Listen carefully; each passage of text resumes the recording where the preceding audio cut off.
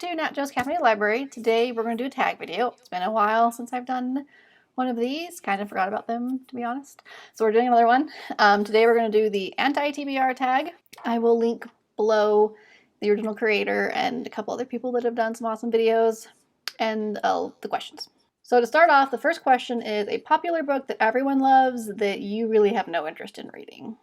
So for this one, I know it says book. I can't find just a singular book, so I'm going to do a slightly smaller series that I think, if I understand the series correctly, works as standalones.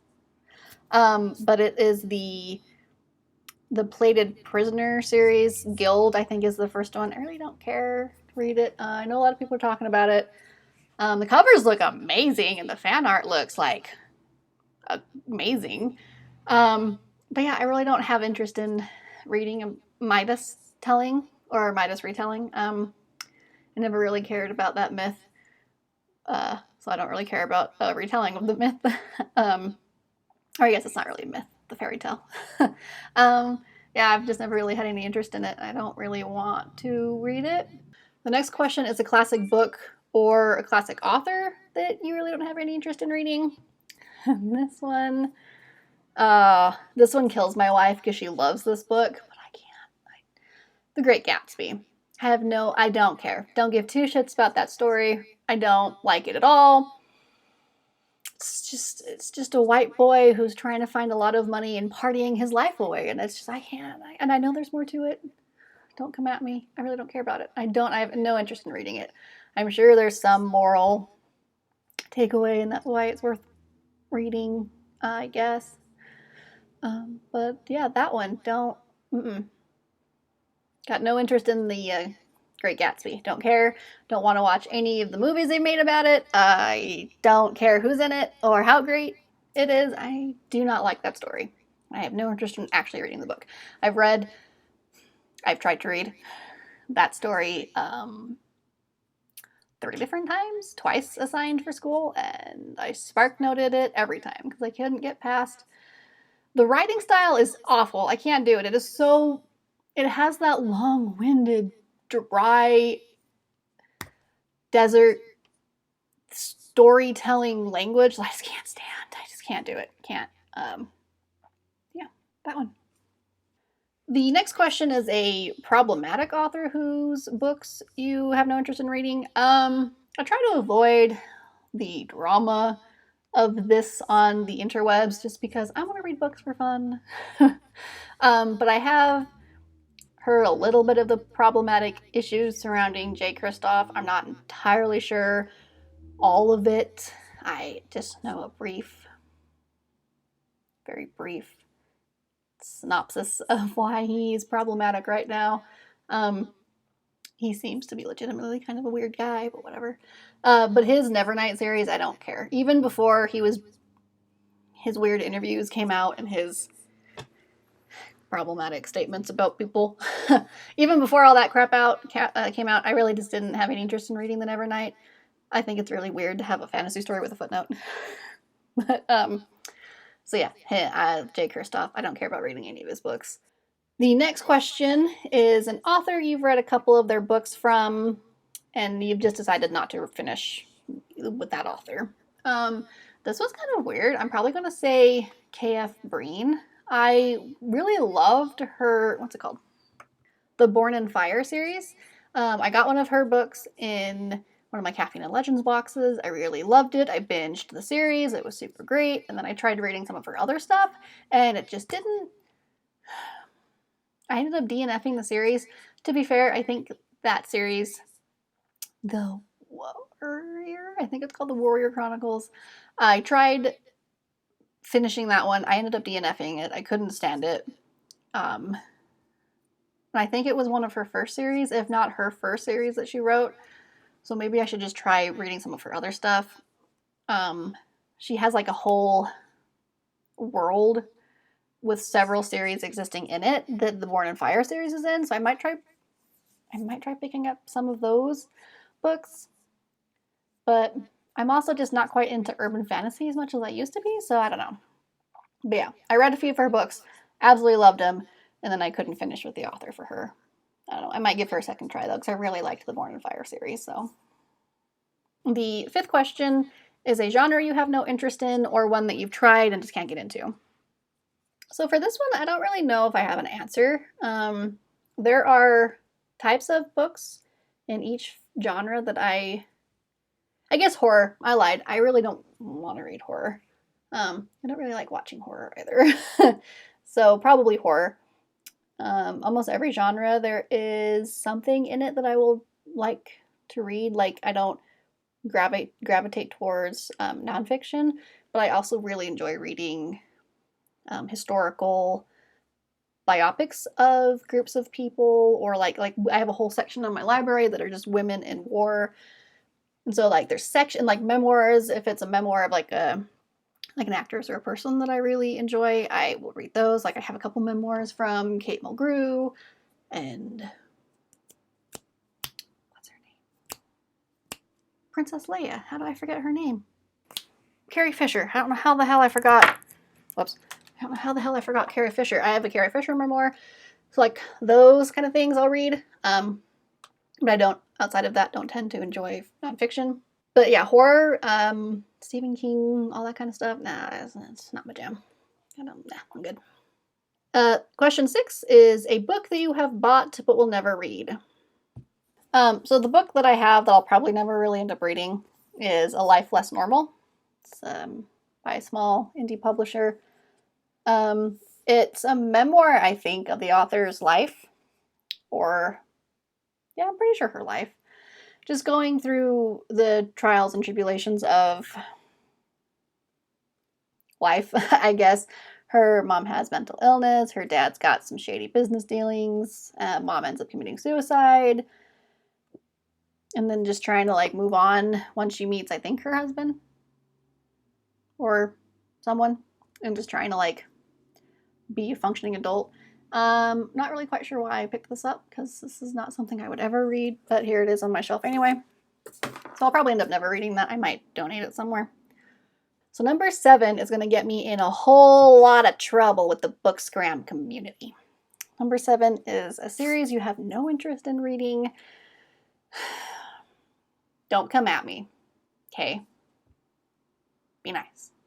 But this series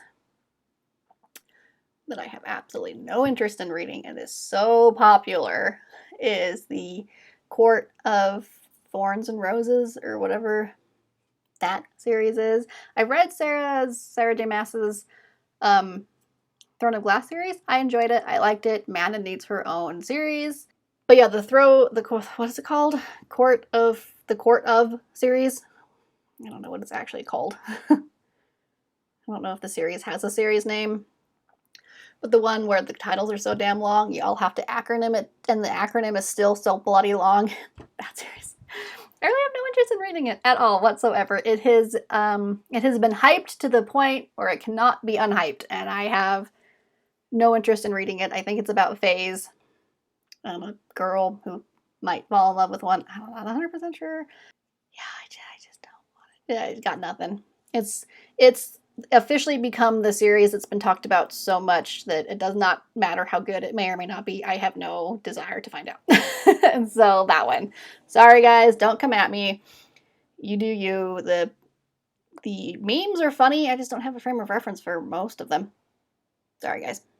Number 8, probably, once again, don't hate me. A new release that I have no interest in reading is the new A Court of book. I don't know what it's called. Hang on. Hold, please. Oh, A Court of Silver Flames. That one just barely came out, I believe. Oh, February. Okay, whatever. I'm going to call it a new release still.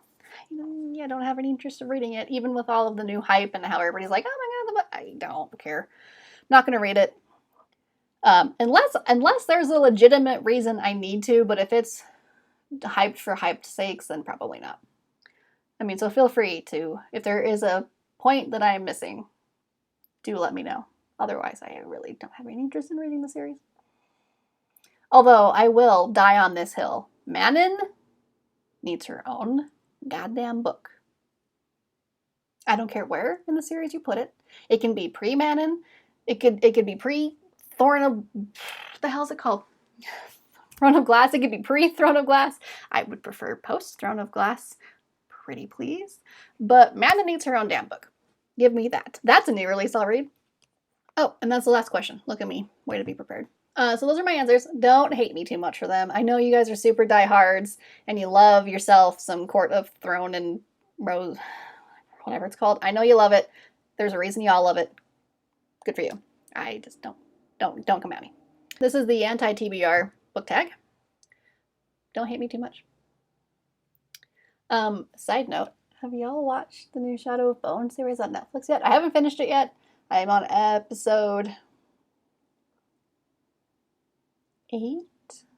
No, 6. I don't know. Midway. I don't even know how long the series is. I'm a few episodes in.